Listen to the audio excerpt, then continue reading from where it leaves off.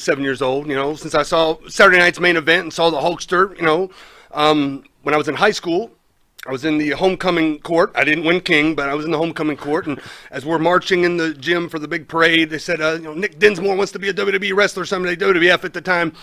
And a girl that was 2 grades behind me came up to me in the hall one day and said, my dad's got a wrestling school right here in southern Indiana.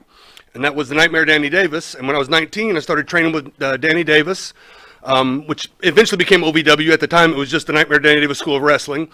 And then I started training in 96. In 98, I think, is when he partnered with WWE and became the training facility for the developmental talent.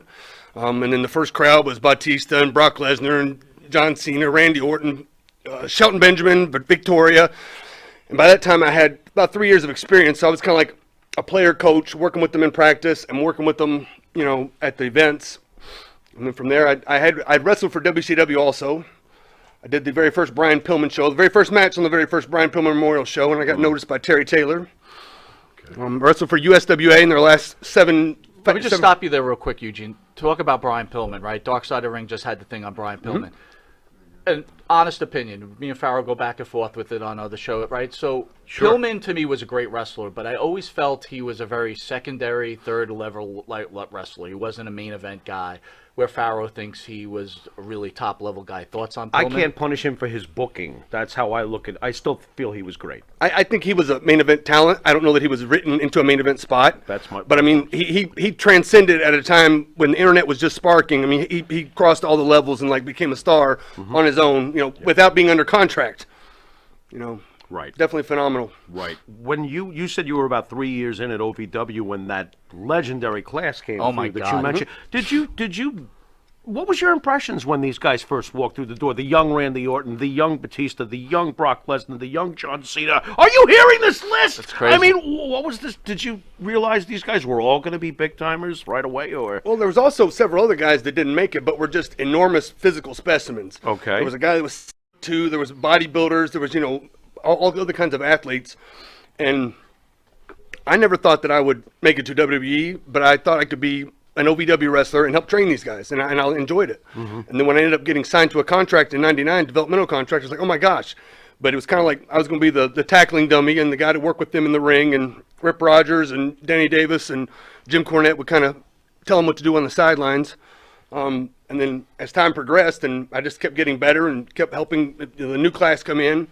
And I saw that people would often complain about living in Louisville or wrestling for, not Monday Night Raw, upset that they're working for WWE, but they're not, huge stars, complain, and all of a sudden they get called up. So I tell my students now, the squeaky wheel gets the oil. So I told Doug Basham, one half the Basham brothers, I said, I think I'm going to quit and try to go to Japan, which I had no intention of doing because A, I didn't know anybody in Japan, and B, I was living at home. I drove maybe 2 hours to the longest show. I mean, it's a perfect place for me in my hometown.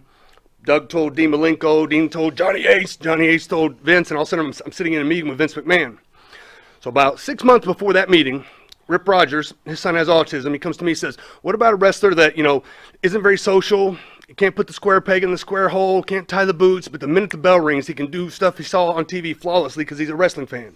He knows all the trivia, he knows all the history, he knows everything about it. So I kept that in the back of my head. And at the time in Louisville, they would send the agents down every month. And I pitched it to the agents like Dean and Arn Anderson, Fit. And they're like, well, wrestling's kind of gone beyond that gimmicky stuff. We don't do that anymore. Okay. So every now and then the writers would come down. So writers come down, I pitched it to them. No, Vince wouldn't do that. He wouldn't like that. So I'm sitting in that meeting with him. Vince is there. Stephanie McMahon's there. Vince goes, I want to get back to character-based wrestling. And I just spit out the character. Great, we'll start on Monday. He liked it right away. Well, I think I was at a point in my career that I either needed to do something and try or get released. Right. Right. And just so happened, Steve Austin walks in. It was February of 2004. Austin came back for something, and Vince goes, Steve, you ever seen this guy wrestle? And he goes, no, I don't think so. I said, well, I was trained by Danny Davis because I knew that Danny and Austin had a friendship in Dallas when they wrestled in Dallas. And he looks, goes, oh, it's probably one of the best then. And it was like that vote of confidence that, and then they put me in the great booking by putting me with, as Eric Bischoff's nephew. So I had instant credibility. Right. And then they put me with William Regal. Right. Because I was never extremely strong on cutting the promos. So Eugene didn't have to be. And Regal could cover for me. Sure. And a lot of times he could just be the straight man and do everything and get it, and I could throw the little lines in there and be comedy. Did you have trepidations about this role? Did Bischoff have trepidations about being involved in this type of role, or was it just like everybody's on board? Let's just do this. I mean, I don't think so. I think it was written. The special kid's going to be Bischoff's nephew, just to kind of knock him. But to me, he was all in. He was all right. Let's do it. And Regal was just coming back after a long time off, an injury, and he was ready to go. Cornette and Danny Davis were the ones that were like, are you sure you want to do this? I mean, this might not be.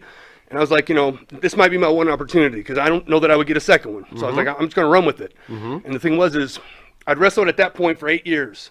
And I say often, I was a 10-year overnight success because Rip Rogers, what I'd be like, make the mistakes now, learn from them so you don't make them again.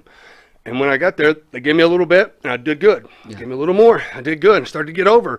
And I was at a point where I could go out and wrestle and not have to worry about the wrestling and just concentrate on having fun and being the character. And really, it was just, they say that the characters are something inside of you, and it was just like me remembering when I was a kid how I felt about wrestling. If I was excited, I'd be excited. Or if, kids get yelled at, get kind of scared, whatever. And I just try to bring out those emotions and just try to connect with the fans. And it was at a time when it was post-NWO, post-Steve Austin, but everybody still wanted to be a cool, strong heel. I don't want to sell. I want to get all my shit in. I want to do all my stuff. And then I just went out there. I wanted to sell and do comedy. Because at the time, Hurricane was the only kids character, and the brands were split.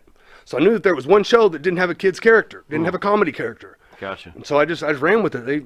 And the one thing that really helped me was the writer, Brian Gerwick, that wrote a lot of the Rock stuff.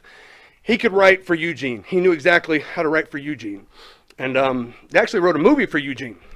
Movie? Yeah. Okay. You ever see Big Show's movie, Knucklehead? Yes. That was you? Yep. Holy. But I went up and got myself released before I could do any of the acting. What are you doing? What are you doing? Let's go back a little bit. Yep. How are your parents? Hey, Mom, Dad, I think I just want to be a wrestler. What do they say? My mom goes, you better do it because you don't want to live your life and be a wish I had. You don't want to be Awesome. 45 years old and be like, damn, I wish I would have tried that when I was 19. Right. Wow. Right. And that was just it. I just wanted to try it. And it was something where I did pretty good in a small independent company in Louisville, Kentucky, and Southern Indiana. And then when WWE came in, I got to know those guys. So then when they all got called up, I knew everybody in the locker room. And it was just something where a lot of good things fell in place, and I was surrounded by a lot of good teachers. And I just, worked hard. How does it feel to achieve your dream like that? I mean, you did it. Yeah, it's amazing, right? I got the action figure, I got the teddy bear. I was in the ring with The Rock. I was in the ring with Hulk Hogan. I pinned Vince McMahon. Yeah. Yep. Absolutely. WrestleMania 21 is one of my favorite. I sent it to him this morning where Hogan comes to save you after those freaking Arab villains. That's right, those Arab villains. They were beating on Eugene. It was terrible. The music hits. The place goes bonkers. What a crazy. Great moment. Oh, my God. I got to ask you, your OVW career, I find you to be very interesting as far as the internet goes. While they usually love to destroy the entertainment aspect, a lot of these internet guys, they do realize what your background was with OVW.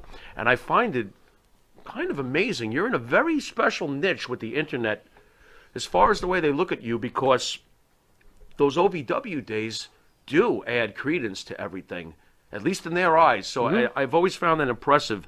Being a 10-time champion down there, you worked with Jim Cornette for obviously a long time. What's your impressions on Jim Cornette? How was he towards you? And is he really like this in real life? He's so combative. You know how he could be. How was he behind the scenes for you? He can be, absolutely. Everything that you see on Twitter or see of him on any video, he can be. But at the time, I was the top babyface, and I had probably the most experience of the OVW guys, and the developmental guys were coming in, and he wrote well for me. And I was on time, ears were open, my mouth was shut. I did what I was told as best I could, and he wrote well for me. So there was four of us. It was Rob Conway, myself, Doug Basham, and Danny Basham, who was the Damager, and we were always kind of in the top tiers, working with the developmental guys that were weaving their way through, and pulling off really good, exciting TV for Louisville. And I think some of that is out there, but WWE owns all the footage now, and they never really released any of it on the network, just a little bit here and there. And it's like a lot of stuff that I wish would get released, because then people could see more of what I did then. Plus, you get those residuals. I don't know. Really? I like with the network. I don't know what we get for that. I mean, if there's merchandise still out there, we give. I don't know because we don't have a union, so we can't renegotiate those. Well, we're gonna. You know what? We're just gonna jump into it right there. So we grew up WWF guys, and we'll talk about it, but we're huge Vince McMahon guys, and we're a little we're on the right, and Vince is, a little bit. falls in that. A little bit. There's a lot of pro wrestling experts say out Vince has taken advantage of all these old time wrestlers who now can't carry their own, and they have all these physical issues and drug issues. Your feelings?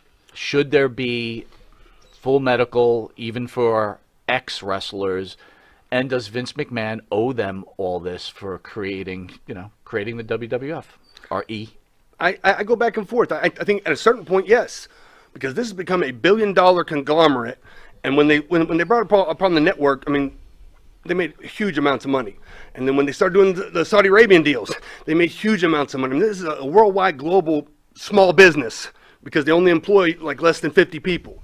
And I feel like we give everything in a time span of generally 4 years is the average career span, that then we have to go through the rest of our lives with aches and pains and injuries. If we don't get it, I mean, I wouldn't be bad for that, but wouldn't be upset with that. But I feel like it might be something that should be talked about. It should be a discussion with somebody. I don't know who it is. I don't know if it's the government and Vince. But don't you feel like if you had a union, you'd be capped out? Like, for example, someone like Dwayne Johnson wouldn't be Dwayne Johnson if he was in that union, right? Because it would just be these cap levels, right, that went on with that union. And you have this whole advantage of if you get over as Eugene, which you did, you have this huge windfall that you can get out of it. If you fail, time's up, and maybe you're doing something else. Yeah, it's definitely the opportunity. Everybody gets the same opportunity, and it's your opportunity to succeed or fail. Right. But if we destroy our bodies in the ring for this entity that has become something on its own, it feels like at some point we're all in a family, and we've contributed to the family, and it would be nice just to, as the years go by, to be taken care of a little bit, not a lot. Just like the guys that play 4 years in the NFL, they get a little pension, or a little money, just something, right? Because there's less WWE superstars throughout history than there are NFL players. There's a huge amount of NFL players, but yet they can all get a little something if they play X amount of years. I don't know. And to your point, there's a small lifespan for a pro wrestler as far as being over, right? It's not that long. The reason why I would understand, and I do understand his point of view, is I also believe that if there ever is to be some sort of correction with these sort of things, it should be judged on a case-by-case basis. His opinion is very valid. He worked for them for years, and he also worked with OVW, which was a subsidiary of theirs, which was the pre-NXT thing. He's got a right to feel this way. Stop using big words like subsidiary. Sorry, bro. I got to, reevaluate my, grammar. But my point being, though, is that what do you do with other guys who, some of them worked for Crockett? They didn't even work for Vince. Vince is supposed to pay for them now all these years. I think it should be based on a case-by-case thing. It would definitely have to be. I mean, because like you were saying, in OVW, I was taking bumps and getting beaten up by Batista when he was stiff as hell and beating people up. Vince's future cash and with those guys. And I contributed to guys like Cena and Rock and those guys. Not that I was the only one, but I was one of them in there. And it would be nice. The growth process, you're part of that physically, I want to talk to you of that list of guys. When Orton was there, how did you feel about Orton? Did you feel like, oh, this is bullshit, this guy's coming off a cowboy? Was he ahead of the rest of them, that class, though, as far as a wrestler when he first got there? He had to be. Or better yet, did you feel as a guy who made, you worked your ass off, and here comes Randy Orton, Ace's son, and he's walking right in there. I mean, what's your thoughts there? I love Randy, and I did at the time because that was somebody that I could wrestle with. All of them, each guy, I could figure out what are their strengths, and let's play to their strengths. Let's hide their weaknesses, and let's have good matches with everybody. Well, you did a great job with Leviathan at the time. Yeah, I mean, I worked with him, and I knew what he did well, and we just kept it in those parameters. Was he somewhat dangerous in the early days as far as No, he wasn't dangerous. He was just rugged and just stiff, and it's like. like, I mean, he wasn't dangerous, and he never hurt me, but those guys throw forearms with all that muscle behind it, and if they don't hit it exactly right, it's going to a little Not hurt. knowing what you know now of that list, who did you pick to come out as the cream of the crop? Nice. I don't know. Like, when I first saw Batista, I was like, oh my God, this guy's enormous. Yeah. But then we would have promo days where we would just get in the ring and somebody would interview somebody, and Cena was by far off the charts phenomenal. Really? He can make you cry, he can make you laugh, he can make you angry. And they would try to stump him. Okay, you've got a four-way Mario Kart match against Obi-Wan Kenobi and like all these fictional characters, and he would just nonstop, just on point, just cutting promos on people.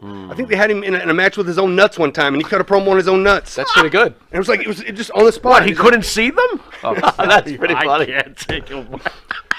Women's Revolution, or Evolution, sorry. Yeah. Did you see that coming out of OVW, right? Because you had some really top-level women out of there, too, Well, right? not so much when I was at OVW, but when I was a coach at the Performance Center is when they first hired Sasha Banks and Charlotte and Bailey. And I remember Charlotte was kind of upset one day. She wasn't – there might have been other coaches there that might have been a little bit harder on her and didn't build her up. And she was thinking of quitting. And I told her, I said, are you kidding me? I said, you're the best one here. You're going to make it. You're going to be great. And she told me later, like, it was that boost of confidence that just – she pushed through it, and she was having some tough times with, family issues and all the things that went on. And I just said, keep going. You're doing well. She's a phenomenal athlete. Great. Charlotte, very sensitive in real life, Charlotte Flair. Not that I saw, but I mean, it was different because I was a coach. I wasn't one of the other wrestlers, so I was kind of seen differently, and I would only see him a couple hours a day. Mike's worried that she keeps going to the doctor because people criticize her looks and stuff. That she's getting. I mean, you're talking to me, Hey, again, probably the greatest women's wrestler, and I I think also so. said she challenges her father to be one of the greatest wrestlers of all time. I say too. slow down with that, but she's social great. media. I see they're ripping this woman apart. I apologize. Yeah, and it's not right. The smart ones are killing Charlotte Flair. I don't know. It's What? I couldn't imagine being a woman, and because their standards of what they have to look like all the time and be like is much different than men. I wouldn't want that. And then the pressure of people. How much shit did you take on social media? Oh, I usually repost. I never blocked anybody. I'm like, okay, say whatever you want. Babe Ruth's a pretty good player. That's this guy. There you That's go. freaking great. All right, we'll be right back with pro wrestling superstar Eugene.